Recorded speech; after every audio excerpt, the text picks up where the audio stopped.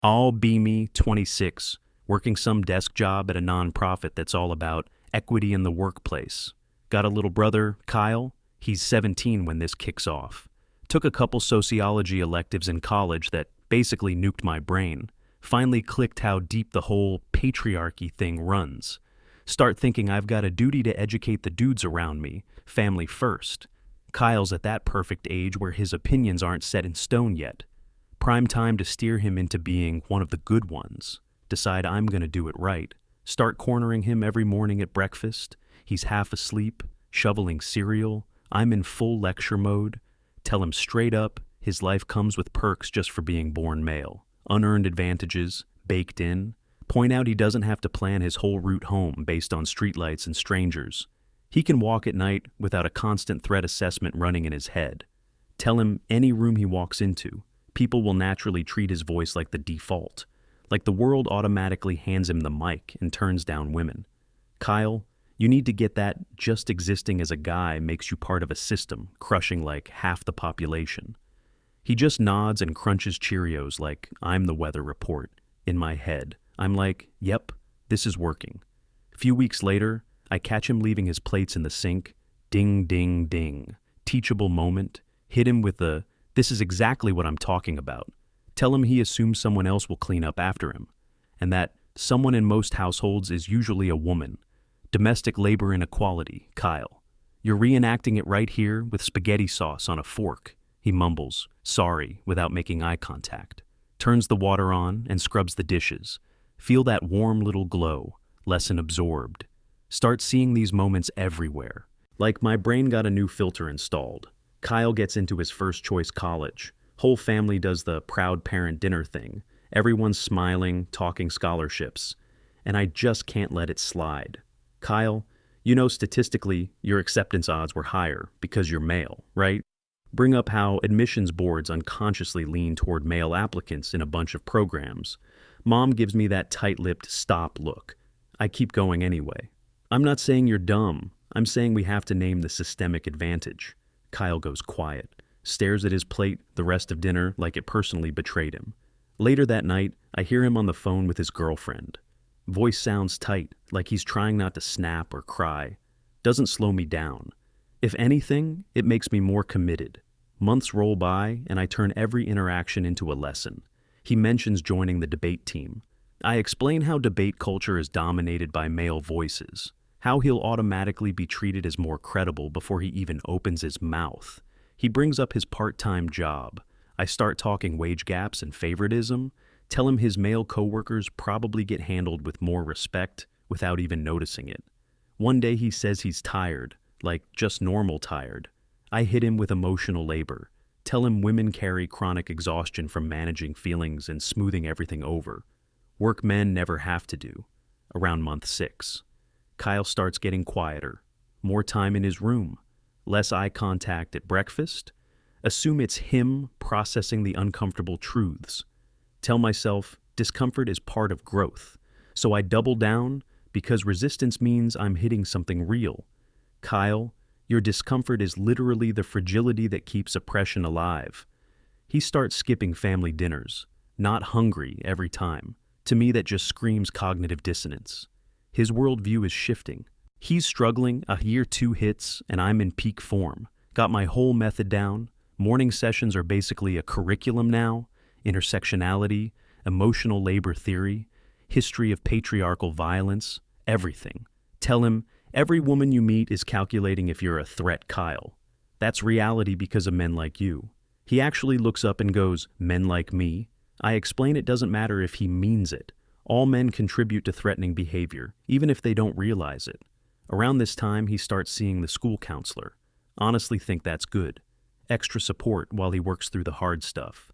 Mentioned to Mom that therapy could help him get over his defensive reactions. Mom says maybe I should chill with the politics for a bit. I tell her staying silent makes me complicit in his ignorance.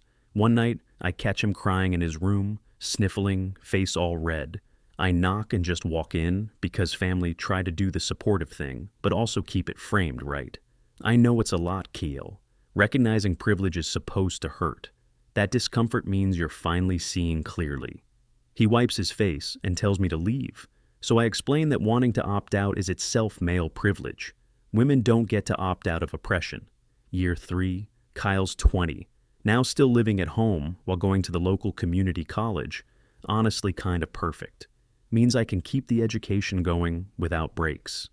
Then I start noticing some stuff that feels off, like he's picking up some worrying habits. Start clocking Kyle's new phase, sleeping way too much, ghosting his friends, barely says a word at family stuff. To me, it reads like the deprogramming is working, just messy, growing pains. So I decide to go after the social angle next, hit him at breakfast like it's a meeting. Kyle, I've been thinking about you and your boys, Trent and those guys. Tell him male friendships usually reinforce the worst patterns, like they bond through casual misogyny and don't even notice. He shrugs and says, they mostly just play video games. Perfect. New lecture unlocked. Tell him gaming is basically a pipeline for male social training around dominance and aggression, and gaming communities are famously brutal toward women. Suggest he sit with whether those friendships are stunting his growth. He just stares at his bowl like he's counting the flakes. Few weeks later, he mentions maybe transferring to a 4-year university. Immediately see the landmine. Kyle, campuses are basically factories for entitlement. Bring up frat culture, hookup culture, the whole scene. Tell him the environment breeds predatory masculinity. Explain how college guys keep rape culture alive through normal social stuff, even if he thinks he's respectful. He's still part of a machine that terrifies women on campus. He goes silent. Transfer talk never comes up again. Year 4 rolls around and he starts acting like he's got legit social anxiety. Barely leaves the house except work and classes. Lives in his room. When he does come out, he's jumpy, nervous, like a cornered animal, to me. That's him trying to integrate the reality I've been laying out, I reassure him. Tell him discomfort with masculinity is proof he's waking up. One night, he brings home a girl from work. Her name's Madison. Seems nice, but I've got a responsibility here. Sit through dinner and decide she needs some awareness too. Look right at her and go, Madison, women are trained to center male comfort in relationships. Tell her to check if she's doing emotional labor for Kyle without getting the same back. Explain women are socialized to manage men's feelings like it's their job. I can see Kyle's jaw tightening. Keep going anyway. Tell her most. Straight relationships recreate patriarchal power, even when people think they're progressive. Madison starts doing that polite smile thing. Then she says she's got homework and bails early. Kyle follows her out like a thundercloud. Next morning, I corner him again. Your reaction last night was male fragility in real time. He snaps back that I embarrassed him in front of Madison. I tell him his embarrassment is not the priority. Madison understanding gender dynamics matters more. Kyle, check your priorities. Explain that protecting his comfort over a woman's education is textbook male behavior. He doesn't argue, just stares into his coffee like it's giving him answers. Notice after that, he stops bringing anyone around at all. Honestly think it's probably for the best. Most guy friend groups just recycle the same garbage anyway. So I bring it up. I've noticed you're not really socializing, Kyle. Are you starting to see how male social circles can be toxic? He nods, but his eyes look somewhere else. I tell him solitude can be healthy if it's used for reflection and raising consciousness. Year 5 hits, and now he's got the vibe of straight-up depression. Sleeps till afternoon on weekends.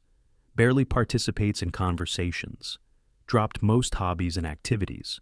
When I try to talk current events or social justice stuff, I get one-word answers. To me.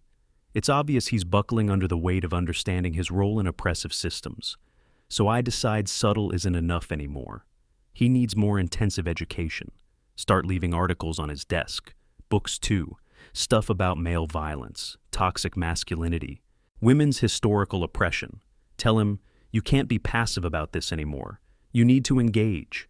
Weeks later, I find the books in the exact same spot, untouched. Tell him avoiding the material is itself male privilege. Women don't get to ignore oppression, Kyle. Overhear him on the phone one day. Sounds like he's talking to someone about therapy. Think good. Professional help might get him through the cognitive dissonance faster. Later, I ask how sessions are going. He says therapy's confidential. I tell him transparency would be more accountable. Keeping emotional work private is another way men dodge responsibility for development. Year 6. Kyle's 23 now. And somehow he looks worse, not better. He's developed this weird anxiety around me specifically. If I walk into a room, he finds a reason to leave, avoids eye contact like I'm a teacher. He's disappointed. If he has to talk to me, he looks genuinely scared. To me, that's internalized shame surfacing, which means progress, so I address it head on. Kyle, I've noticed you've been avoiding me. This defensive behavior is exactly how men protect their ignorance, he mutters. He's just tired. Oh no. Fatigue excuse. I tell him, claiming tiredness to dodge accountability is classic male deflection. Women are tired too, Kyle, but we don't get to check out of fighting oppression. Explain that his resistance to education is doing more damage than the education itself. Then one evening, I catch him on his laptop. Apartment listings, prices, neighborhoods, the whole thing. My stomach drops. Kyle, are you thinking about moving out? Tell him distance won't fix internal work around masculinity. He snaps the laptop shut like I caught him doing something illegal.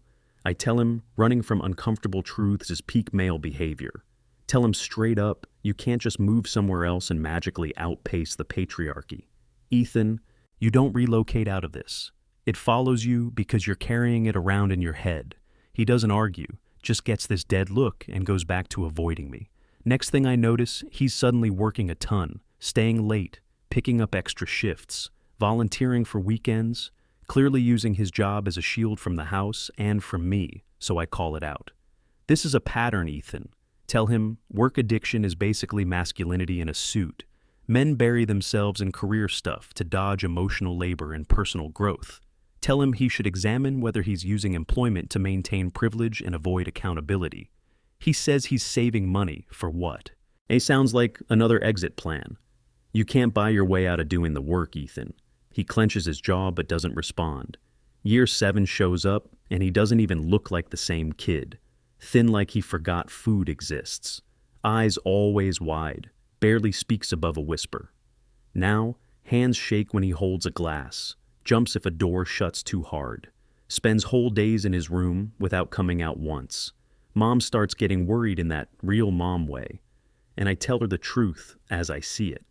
Dismantling toxic masculinity is traumatic. He's finally understanding the damage he's capable of just by existing as a man in this world. It's heavy, but it's necessary. Decide we need a big talk, like a recap. Try to sit him down for a 7-year check-in. Ethan, I want you to know I'm proud of the work you've been doing. I know it's brutal to face your privilege and the harm you could cause. He just stares at the wall, like the wall is the only safe thing in the room. No reaction, no words. His silence starts bothering even me, because women don't need quiet male allies. They need guys who can actually articulate what they understand and what they're doing about it. So I push, tell him silent allyship isn't enough. He needs to actively denounce masculinity, advocate, speak up. He still doesn't say anything, just keeps staring through me. Then I start noticing something else. Late night phone calls, like midnight, 1 a.m., muffled voice through the wall. Sounds like he's talking to someone about leaving, starting over, getting out. That sets off alarms in my head. Worry he's reconnecting with old patterns, old people, old dude friends, so I confront him. Ethan, if you're talking to old friends again, you need to be careful. Male friendships can erase years of progress. You slip right back into toxic habits without noticing. He gives me this tiny nod that looks more like surrender than agreement. Next morning, he doesn't come down for breakfast. Which is weird because even when he hates me, he usually shows up to eat. I go upstairs, knock, no answer, open the door, room is empty, like hotel checkout, empty, clothes gone, backpack gone, drawers open, bed stripped. Only thing on the pillow is a piece of paper. Don't look for me. My stomach drops so hard I feel it in my throat. I call his phone immediately, straight to voicemail. Try again, same thing. Then a recorded message says, the number's no longer in service. Start spiraling. Spend the next week calling everyone we know. Relatives, old classmates, co-workers, anyone who ever said his name out loud. His old friends are like, dude, we haven't talked to him in forever. They sound confused, almost annoyed, like I'm calling about a person who doesn't exist. His job tells us he quit over email, asked for his final check to be mailed, no address given. I call the therapist's office. They won't share anything. Confidentiality. Mom calls the police. Police do the whole shrug routine. He's an adult, he can disappear if he wants, and that's it. That's the help. Weeks turn into months. Nothing, no call, no text, no random "I'm alive." Mom hires a private investigator because she can't sit still anymore. PI finds nothing. We check social media like addicts. But Ethan barely had any online presence to begin with. No big accounts, no constant posts, nothing to track. Mom cries all the time, like in the kitchen, in the car, in the hallway, keeps asking what we did wrong. I try to frame it in my head so I don't crack. Tell her maybe he just needs space to process. He'll come back when he's ready to engage authentically with the work. 6 months pass, and even I can't pretend it's just space anymore.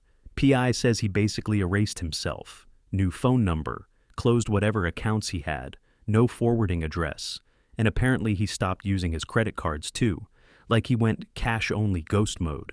Mom keeps circling back to me, keeps saying maybe my approach was too intense. I tell her that's how victims talk, blaming themselves instead of looking at systemic reality.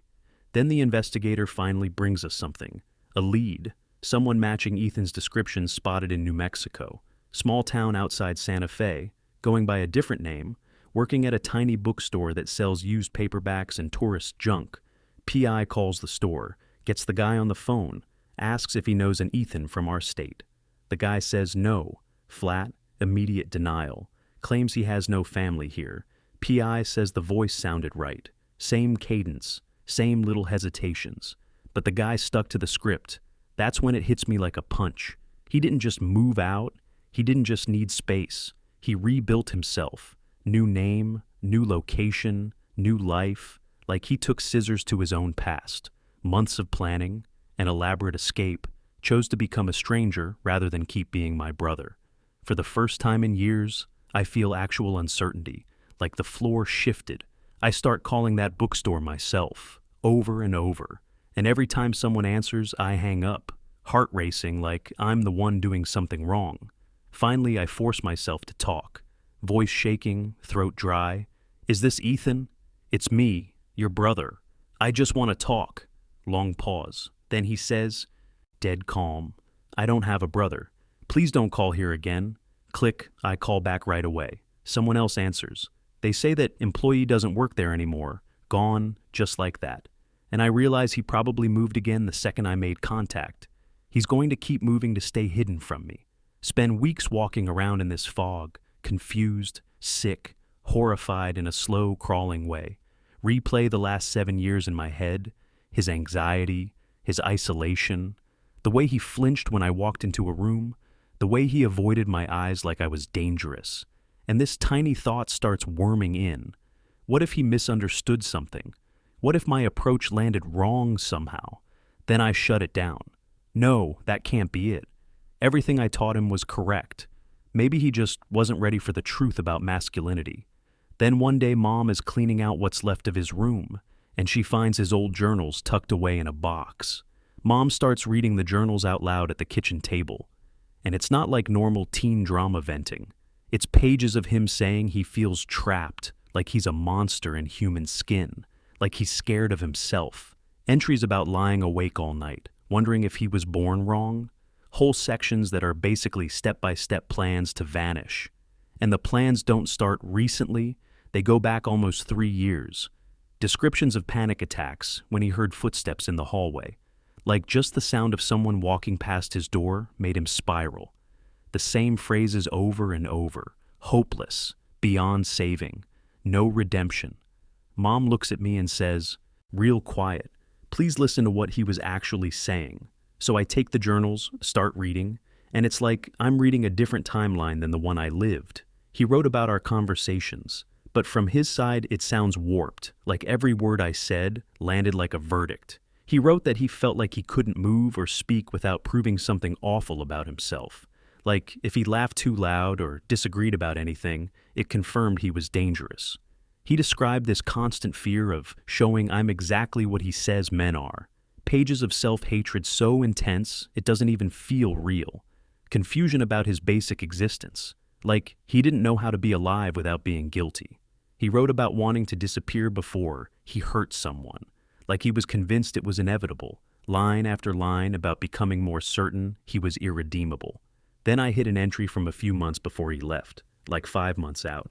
He wrote about telling his therapist about the morning sessions, about the corrections, about the constant accountability, and the therapist apparently used the words psychological abuse.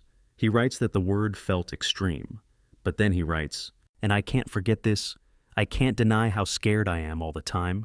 Then he tries to defend me in his own journal. "My brother is trying to help me be better." Then it turns into this broken little paragraph. "Maybe I'm too messed up to be helped. Maybe disappearing is the kindest thing I can do for everyone." Feel something cold settle in my gut, like ice water, because suddenly the last 7 years rearranged themselves in my head. He wasn't resisting education. He was drowning in shame. He wasn't avoiding accountability. He was quietly mapping exits. He wasn't processing masculinity. He was having a full mental collapse, and I kept pushing harder because I thought pain meant progress. I spend the next few weeks calling that bookstore town again and again. Different numbers, different lines, anything I can find. Finally, I get someone who actually worked with him. A woman with a tired voice. She says he seemed haunted, like he was running from something terrible. Never talked about his past. Never mentioned family. She tells me he left abruptly after getting calls from someone claiming to be family. Says he came in pale as a sheet and told them his past was dead, that it needed to stay dead. Then he just didn't come back. She gives me the name he'd been using, Miles, not even close to his real name. He chose to become a different person instead of being my brother. And it hits me with this slow horror. He genuinely thinks he escaped something abusive. He didn't run from growth. He ran from me. He rebuilt his identity to get away. Months of planning, lying, cash work, no cards, no trace. He chose being broke and unstable over living in the same house as me.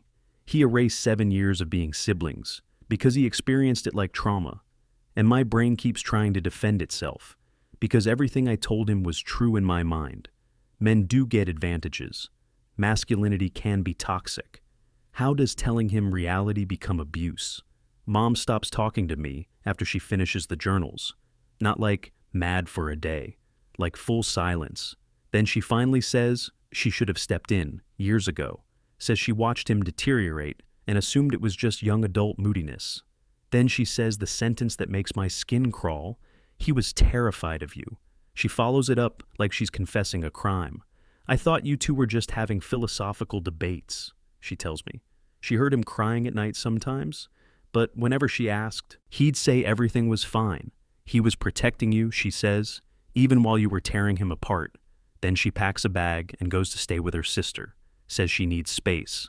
Leaves me in the house alone with the quiet. Now it's just me and those notebooks.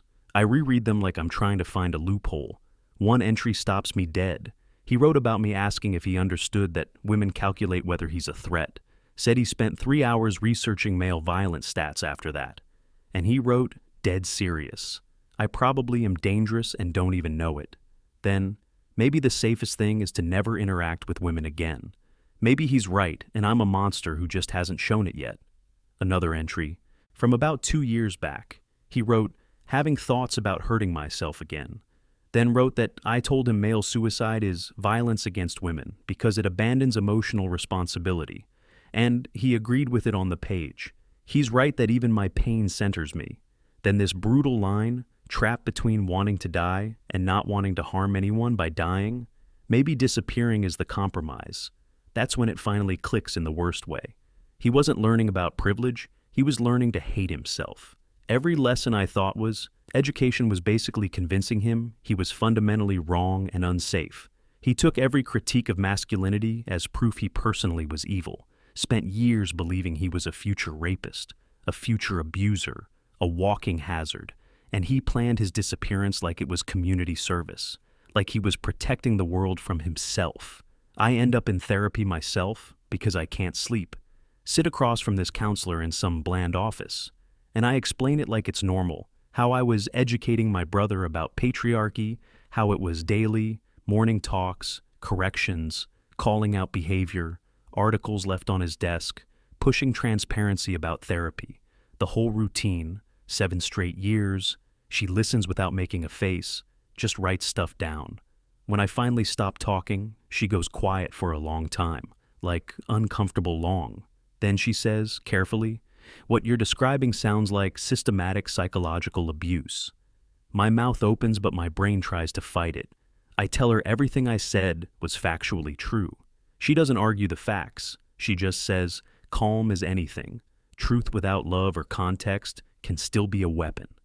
Therapist starts breaking it down in a way that makes my stomach twist. Says I took real social criticism and turned it into non-stop personal attacks. Says when you keep hammering someone's identity as negative, you build trauma. Self-hatred grows like mold in the dark. She explains what it does to a person to never feel safe in their own house, to always be braced for the next correction, the next lesson, the next reminder they're the problem. Then she says the part that really lands, like that I gave Ethan zero path to redemption, no route to okay, no way to ever be enough. You taught him he was bad for existing, she says, but you never gave him a way to be good. And that sentence just sits there, because once I hear it, I can't unhear it. Start seeing how my whole approach was backwards, counterproductive to everything I told myself I wanted. I said I was trying to build an ally. What I actually built was a person so saturated in shame, he had to evaporate. Instead of teaching him about privilege, I convinced him he was evil. Instead of helping women by improving a man, I drove him into total isolation. My methods produced the exact opposite of my goals. And now I'm stuck holding the wreckage. Spend months trying to find him anyway. Like I can undo it by locating him. Hire another investigator, then another. Search social media for miles and every variation of it. Scroll through profiles until my eyes burn. Call random bookstores across the Pacific Northwest like a lunatic. Do you have an employee named Miles? Did you have one recently? Most people just hang up. Some tell me to stop calling. Eventually I have to accept it. He's gone, not just moved, not just taking space. The person he was got psychologically wiped out. The brother who listened to me for 7 years doesn't exist anymore. I didn't lose him in a normal way. I broke him. And the worst part is, it was under the label of help. Like, I killed him with kindness that wasn't kind at all. I start writing letters I'll never send, pages and pages. Dear Ethan, I'm sorry I made you afraid of yourself. Dear Ethan, I was wrong about how to make change. Dear Ethan, you deserved love, not constant criticism. Dear Ethan, please come home so I can learn how to be your brother again. But even as I write it, I know, even if I could reach him, it wouldn't fix anything. Trust like that doesn't just respawn. This doesn't heal clean. Months pass, and Mom finally agrees to meet me for coffee. She looks older, like the grief carved extra years into her face. She doesn't even pretend it's casual. She just looks at me and asks, "Do you understand what you did?" I try to say my intentions were good, that he needed to understand privilege. She cuts me off instantly. He needed to feel loved by his brother. Everything else was just your ego, and it hits because she's right. 7 years of education was really 7 years of me feeling superior. I got to be the enlightened one, the guide, the one with the right words, and Ethan got to be the broken thing I fixed. I turned my little brother into a project, not a person. I fed my own righteousness by constantly correcting him, polishing him, improving him, and I never once asked if he felt safe, if he felt accepted, if he felt loved. Therapist tells me to look at why I needed him to be wrong for me to be right. Says healthy education includes encouragement, praise, unconditional love. Says I built a house where he could never win. No finish line. No good enough. You set up a dynamic where his existence was a problem to solve, she says, and I realize I was performing all of it at his expense. Used him like a dumping ground for my anger at the world. Like I poured the entire patriarchy into one kid's shoulders. Try to imagine what those years felt like for him. Waking up every day to be reminded he's part of a harmful group. Every achievement reduced with a lecture about advantages. Every interaction inspected for toxicity. No safe corner where he could just exist without being evaluated. Just constant measurement, constant suspicion, and eventually the certainty he was fundamentally flawed, dangerous. Remember how he used to light up when he saw me before all this? He'd come to me with homework, tell me dumb stories about his day. We'd watch movies and talk over the good parts, share inside jokes that made no sense to anyone else. And I took all that and smashed it in the name of making him better. Replaced sibling love with ideology drills, turned myself into his daily reminder that he wasn't okay. Worst part is, I know he probably still believes everything I drilled into him. Wherever he is, he's probably still convinced he's dangerous. Probably avoids dating because he thinks he's inherently harmful. Probably keeps people at arm's length so he can't hurt them, living in constant shame over being born the way he was born. I didn't just take away his family. I took away his ability to feel good about himself. I keep hunting for signs he's alive and okay. Search miles in Oregon newspapers. Like, I'm scared I'll see an obituary. Or I check missing person reports like a reflex. Scrolling, refreshing, punishing myself, and then I have this sick realization. He might be safer away from me. He might even be happier. Maybe my absence is the only kindness I can still give him. But the not knowing eats me from the inside, slowly, because now I understand what I confused. I confused being right with being helpful. I confused education with domination. I confused raising awareness with psychological torture, took all my anger at systemic injustice and dumped it on one person who trusted me, made him carry the weight of every male harm, while giving him zero permission to have any worth. Therapist asks what I'd say if I could see him one more time.